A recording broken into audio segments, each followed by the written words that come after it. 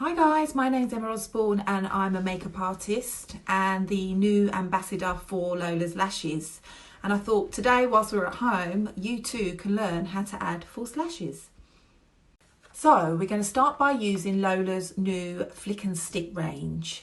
Basically there's no messy glue, there's no magnets. All you do is add the eyeliner onto the top of the eye area and pop the lash on. So the lashes come in three styles. They come in sapphire, which I'm going to be using today.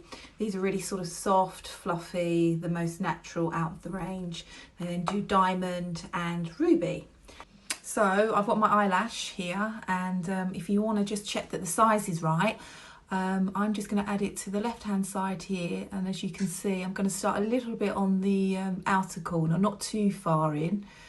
So now we're going to use our eyeliner pen. So we're not going to add it to the back of the eyelash. All we're going to do is add the eyeliner to the top of the eyelash. Really easy and simple.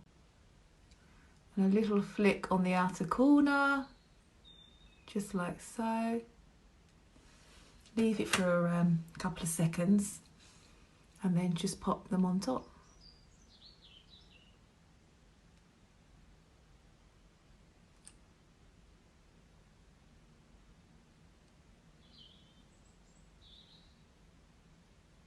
Like so, and there you go.